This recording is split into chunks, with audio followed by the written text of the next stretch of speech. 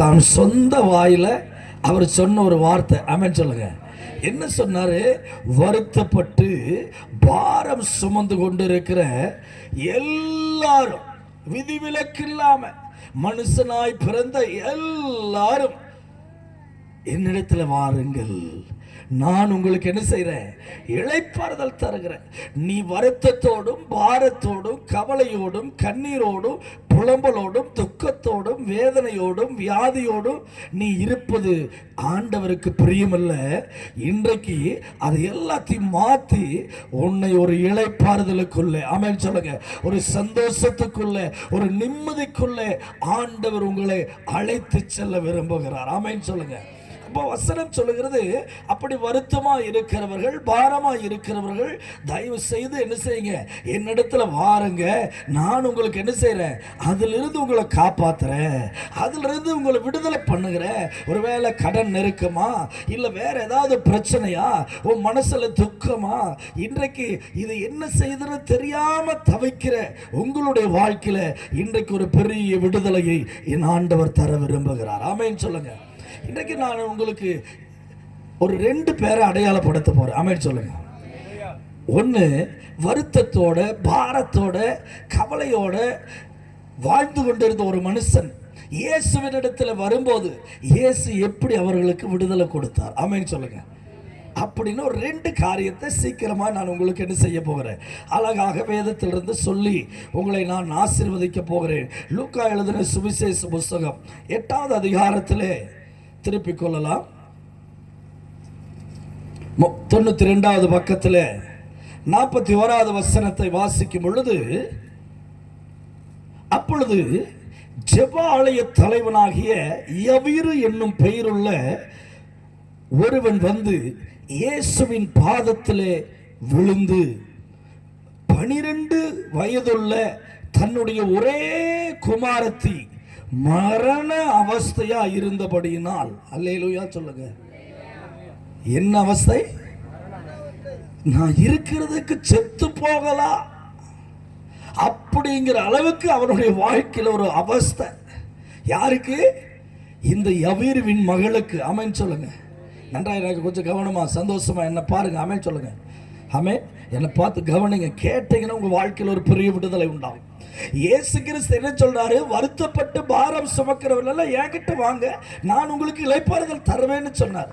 இங்கே ஒரு ஜெபம் பண்ணுகிற ஒரு மனுஷன், ஒரு யவீரு என்று பெயர் கொண்ட ஒரு மனுஷன், அவனுடைய மகளுக்கு ஒரு வியாதி. என்ன வியாதி என்றால் மரணப்படுக்கை. ஆமென் சொல்லுங்க. மரண அவஸ்தைப்படுகிறாள். கொஞ்ச நேரத்தில் அவள் மரிக்க போகிறாள், கொஞ்ச நேரத்தில் அவள் சாக போறா. அப்படிப்பட்ட ஒரு வியாதி அவளை நெருக்குகிறது. இந்த சூழ்நிலையில என்ன செய்வதென்று தெரியாமல் தவித்த யவீரு, ஆண்டவர் சொல்லியிருக்கிறாரே, வருத்தப்பட்டு பாரம் சுமக்கிறவங்க எல்லாம் வாங்கன்னு சொன்னாரே, ஒருவேளை ஏசப்பாட்ட போய் பார்ப்போமே, என்னதான் நடக்கும், என் மகளுக்கு ஒருவேளை விடுதலை கிடைக்கலாமே என்று சொல்லி இயேசுவின் இடத்துல போகிறார். ஆமென் சொல்லுங்க. வசனம் அப்படித்தான் சொல்லுகிறது. என்ன சொல்றாரு? அப்பொழுது ஜெபாலய தலைவன் யவீரு என்னும் பேர் உள்ள ஒருவன் இயேசுவின் இடத்துல வந்து என்று எழுதியிருக்கிறது. ஆமென். இந்த அருமையான இந்த மாலை நேரத்தில் ஒருவேளை இயேசுவின் இடத்துல வந்து அமர்ந்திருக்கிற நம்மை பார்த்து ஆண்டவர் சொல்லுகிறார், நிச்சயமாகவே உனக்கும் இந்த யவீருவுக்கு செய்தது போல உனக்கு ஒரு அற்புதத்தை தேவன் இந்த மாலை நேரத்தில் கர்த்தர் செய்ய போகிறார். ஆமென் சொல்லுங்க. அப்படி ஆண்டவர் வருத்தப்பட்டு பாரம் சுமக்கிறவங்க வாங்கன்னு சொல்லும்போது, இந்த மகன் தன்னுடைய ஒரே மகளுக்காக இயேசுவினிடத்திலே நெருங்கி வருகிறார். அவர் வந்து அவருடைய பாதத்தில் நீங்க உட்கார்ந்து இருக்கிற மாதிரி ஏசப்பாட்டு கேட்கிறார். ஒரு வார்த்தை என்ன சொல்லி கேட்கிறாரு? கீழே வாசிக்கிறோம், 12 வயதுள்ள தன்னுடைய ஒரே குமாரத்தி மரணவஸ்தையா இருக்கிறபடியால் தன் வீட்டுக்கு வரும்படி அவரை வேண்டிக் கொண்டான். அல்லேலூயா சொல்லுங்க. அல்லேலூயா. எங்க வர சொல்றாரு?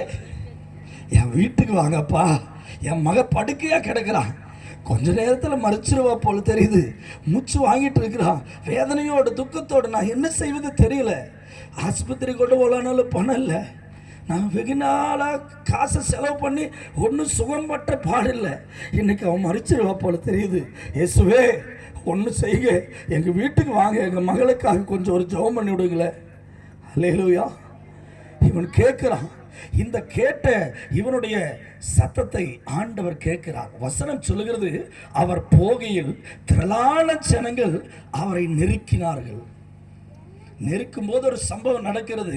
அது நமக்கு வேண்டாம். அடுத்த கீழே ஒரு பகுதியை நாம் பார்க்கும்போது இயேசு இப்படி பேசிக்கொண்டு அப்படியே போகிறார். 49வது வசனத்தை வாசிக்கும் பொழுது அங்கே சொல்லப்படுகிறது, அவர் இப்படி பேசிக்கொண்டிருக்கையில் ஜெபாலய தலைவனுடைய வீட்டில் இருந்து ஒருவன் வருகிறான். அல்லேலூயா சொல்லுங்க, நன்றாக கவனிங்க. இயேசு கிறிஸ்து போகிற இடத்துல ஜெபாலய தலைவன் வருகிறான். தன் மகளுக்காக ஜெபம் பண்ணுகிறான். என் மகள் மரண அவஸ்தையா இருக்கிறார், கொஞ்சம் என் வீட்டுக்கு வர முடியுமா என்று கேட்டுக்கொண்டிருக்கும் போதே இவன் வீட்டிலிருந்து ஒருவன் ஓடி வருகிறான். அவன் வந்து ஒரு துக்கமான செய்தியை, ஒரு வேதனையான செய்தியை, இந்த யவீரு என்ன சொன்னானோ, என் மகன் சாகர மாதிரி கிடக்கிற ஆண்டவரே, உங்களால ஒருவேளை எங்க வீட்டுக்கு வர முடிஞ்சா வந்து ஒரு ஜெபம் பண்ணுங்கன்னு கேட்டுட்டு இருக்க வீட்டிலிருந்து ஒரு ஓடி வருகிறான். யவீரு யவீரு ப்ளீஸ், உன் மகள் மரிச்சிட்டான். அல்லேலூயா. இவன் இயேசுவின் இடத்துல வரும்போது மரண படுக்கையில தான் இருந்தான். ஆனா வசனம் சொல்லுகிறது, அவர் இப்படி பேசிக்கொண்டிருக்கையில ஜெபாலய தலைவனுடைய வீட்டிலிருந்து ஒருவன் வந்து அவர்களை நோக்கி, உம்முடைய குமாரத்தை மரித்து போனால் போதகரை வருத்தப்படுத்த வேண்டாம். அல்லேலூயா. ஏசப்பா சொன்னாரு, வருத்தப்பட்டு பாரம் சுமக்கிறவங்க எல்லாம் வாங்க பண்ணார். ஆனா இங்க அவன் சொல்றான், ஐயா உங்க மகன் செத்துட்டாயா, நீ இன்னி பாஸ்டர் கூப்பிட்டு பிரயோஜனம் இல்லை. அல்லேலூயா. எனக்கு அன்பு தேவ பிள்ளை, ஒருவேளை இந்த இடத்துல அமர்ந்திருக்கிற உங்களுடைய வாழ்க்கையில் ஒரு சில காரியங்கள் முடிவுக்கு வந்திருக்கலாம். மரணம் என்பது என்ன? ஒரு முடிவு. மனுஷனுடைய லைஃப் அதோட முடிஞ்சது, அவ்வளவுதான். ஒருவேளை நம்முடைய வாழ்க்கையில் ஒருவேளை பிசினஸ் முடிஞ்சிருக்க, தொழில் முடிஞ்சது, ஐயா என் லைஃபே முடிஞ்சது, இனி அடுத்தது என்ன செய்வது என்று தெரியாமல் தவித்துக் கொண்டிருக்கிற எனக்கு அன்பு தேவ பிள்ளையே, கடன்னால என் வாழ்க்கை முடிய போகிறது, இல்ல இந்த வியாதினால என் வாழ்க்கை முடிய போகிறது, இல்ல என் குடும்பத்தில் இருக்கிற பிரச்சனை, இல்ல எனக்குள்ள இருக்கிற பாவம், எனக்குள்ள இருக்கிற ஒரு சில கெட்ட கிரியைகள் என்னால விட முடியாதனால என் எதிர்காலம் அப்படியே முடிஞ்சு போற மாதிரி தெரியுது. இல்லை, இந்த சத்தத்தை கேட்கிற உனக்கு அன்பு தேவ பிள்ளையே, ஆண்டவர் உன்னை பார்த்து சொல்லுகிறார். ஆமென் சொல்லு. நீயும் சொல்லலாம், ஒருவேளை உன் வீட்டில் இருந்து சொல்லலாம், நீ எல்லாம் உருப்பட மாட்டேன்னு சொல்லலாம், நீ எல்லாம் இப்படியா இருந்தா என்ன செய்ய போகிறேன்னு கூட கேட்கலாம். இந்த சத்தத்தை கேட்கிற உன்னை பார்த்து இயேசு கிறிஸ்து இந்த மாலை நேரத்தில் சொல்லுகிறார். யவீருவின் வீட்டிலிருந்து வந்து சொல்றாங்க, யோ உன் மகன் மரிச்சிட்டாயா, இனி நீ ஜெபம் பண்ணி பிரயோஜனம் இல்லை, இனி இயேசுவை கூப்பிட்டு பிரயோஜனம் இல்லை, அவர் உன் வீட்டில் வந்து மட்டும் என்ன செய்ய போகிறார், எல்லாம் முடிஞ்சு போச்சு. அல்லேலூயா சொல்லுங்க. அவ்வளவுதான், என் லைஃபே முடிஞ்சது, என் எதிர்காலமே முடிஞ்சது, இதுக்கு மேல என்ன செய்வது ஒன்றும் தெரியல அப்படின்னு தடுமாறி கொண்டிருக்கிற இந்த நேரத்தில் கூட என் ஆண்டவராக இயேசு கிறிஸ்துவை தேடி வந்த உன்னுடைய வாழ்க்கையில தேவன் ஒரு அற்புதத்தை செய்ய போகிறார். ஆமென் சொல்லுங்க. இந்த வார்த்தையை பேசி கொண்டிருக்கும் போது கீழே வாசிக்கிற 50வது வசனத்துல இயேசு அதை கேட்டு, பயப்படாத, விசுவாசம் உள்ளவனாய் இரு, அப்பொழுது அவள் ரட்சிக்கப்படுவாள். கையை தட்டி கர்த்தரை மகிமைப்படுத்து. அல்லேலூயா சொல்லு. ஒரு சூழ்நிலையை கண்டு உன்னுடைய நிலைமையை பார்த்து, அம்மா நீ பயப்படாதம்மா, என்னடா நம்ம வாழ்க்கை இப்படி இருக்குன்னு சொல்லி பயப்படாத, என் எதிர்காலம் முடிஞ்சு போச்சுன்னு சொல்லி பயப்படாத, ஒருவேளை வீட்டிலிருந்து வர்ற துக்க செய்தியை கண்டு நீ எல்லளவும் பயப்படாத, இயேசு மேல நம்பிக்கையா இரு. கையை தட்டி கர்த்தரை மகிமைப்படுத்தும். ஏசப்பா சொன்ன ஒரே ஒரு வார்த்தை, அல்லேலூயா, ஆமென். பயப்படாதீங்க, விசுவாசம் உள்ளவனா இருங்க, வியாதி மாறும், பலவீனம் நீங்கும், உன் எதிர்காலத்தை கர்த்தர் ஆசீர்வதிக்க அவரால் முடியும். அதுதாங்க நம்பிக்கை. இயேசு சொல்லியிருக்கிறாரே, வானமும் பூமியும் ஒளிந்து போனாலும் என் வார்த்தைகள் ஒன்றும் அழியாது என்று சொன்னாரே. அவர் சொல்றாரு, வருத்தத்தோடு பாரத்தோடு இருக்கிறவங்க எல்லாம் வாங்கப்பா, நான் உனக்கு நிம்மதி தரேன்னு சொன்னாரே.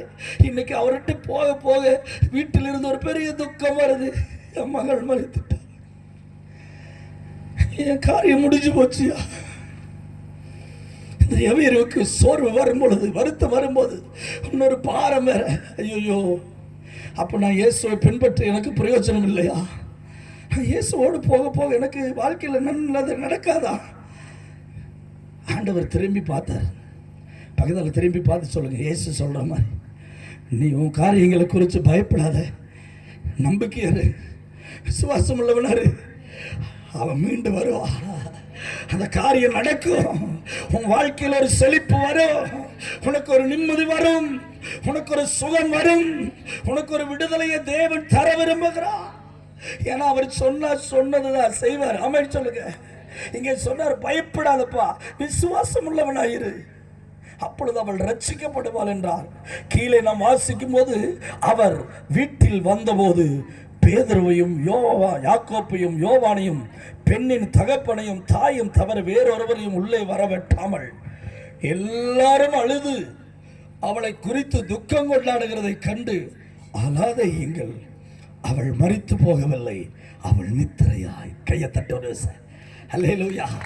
நீங்களும் நானும் பார்க்கிற விதமாக தேவன் பார்ப்பதில்லை. நம்முடைய காரியங்கள் நம்ம கண்ணுக்கு முன்னால் நம்ம என்ன நினைப்போம், ஐயா இருக்கிற சூழ்நிலையை பார்க்கும்போது எல்லாம் முடிஞ்சு போச்சு, அவ்வளோதான். ஆமென் சொல்லுங்க. செத்து போயிட்டா சொல்லிட்டாங்க, அங்கிருந்து வீட்டிலேருந்து நியூஸ் வந்துருச்சு, அவ்வளோதான், முடிஞ்சுது. இல்லை, நீ சுகம் பெற முடியாது, நீ பலன் பெற முடியாது. காலையில் சர்வீஸ் முடிச்சுட்டு ஹாஸ்பிட்டலுக்கு ஐயா ஒரு அம்மாவுக்கு ஜெபம் பண்ணுறதுக்காக போயிருந்தாங்க. ஐசியூவில் 2 பேர் தான் விடுவாங்களாம். நானும் ஒரு ஹஸ்பண்டு போகிறோம். அந்த அம்மா பார்த்தோன்னே 2 கையை தூக்கி ஸ்தோத்திரம் பண்ணுறாங்க. எனக்கு ஆவியில் ஒரு ஏவுதல், கையை தூக்கி ஸ்தோத்திரம் பண்ணுறாங்க. கத்தரை கனம் பண்ணுற பிள்ளைகளை கத்தர் கைவிட மாட்டார்னு எழுதியிருக்கிறது. அதான் என்னம்மா பண்ணுது, ஐயா நான் வந்துடுவேன், ஐயா எனக்கு சுகம் கிடைச்சிருந்தா. அப்போது ஜெபிக்கலாமாண்ணா, ஜெபிக்கலான்னு சொல்லி அந்த அம்மா மேலே கையை வச்சு ஜெபம் பண்ணுற, அபிஷேகத்தில் நிரம்பி அந்நிய பாஷையில் ஜெபம் பண்ணுறாங்க. ஐசியூ வார்டில் கையை தட்டுங்க பார்ப்போம். உடனே நர்சம்மா ஓடி வந்து அந்த ஸ்கிரீனில் இழுத்து விட்டாங்க. ஆமாம், என்னப்பா இது, நான் டைம் கொடுத்து ரொம்ப நாள் ஆச்சு, இந்த அம்மா அந்நிய பாஷையில் பேசிட்டு இருக்கிறாங்க, என்ன பிரச்சனை? உடனே ஸ்கிரீன் இழுத்து விட்டாங்க. நான் நினச்சேன், ஸ்கிரீன் இழுத்து விட்டு நல்லது, இன்னும் கொஞ்சம் ஆவியில் நிறையிட்டு. ஆமென் சொல்லுங்க, அல்லேலூயா சொல்லுங்க. மனிதர்கள் முடிவு பண்ணுகிறது அல்ல நம்முடைய வாழ்க்கையை. யாவீரின் வீட்டிலிருந்து வந்து சொல்லலாம், உன் மகன் மரிச்சு போயிட்டான்னு. என் ஆண்டவர், உருவாக்கிறவர், உண்டாக்கிறவர், அவர் சொல்றாரு, அவன் மறிக்கல, அவன் நித்திரையாயிரம், அவன் தூங்கிட்டு இருக்கிறான், நான் எழுப்புவா. கையை தட்டுக்கு வருவேன். அவன் என்ன பண்றா, அவன் தூங்கிட்டு, உன் காரியம் முடிச்சு போகல, அப்படி சைலண்டா இருக்கு, அவ்வளவுதான். சிஸ்டர் சொல்லுங்க, ஆமென் சொல்லுங்க. அவ்வளோதான், நம்ம எதிர்காலம் ஸ்டார்ட் ஆகும் போது. ஆமென் சொல்லு. இந்த மாலை நேரத்தில் உங்கள் விசுவாசத்தை குறித்து நீங்கள் கொஞ்சம் கவனமாக இருக்கணும். உங்கள் நம்பிக்கை இன்னும் கொஞ்சம் அதிகமாகட்டும்.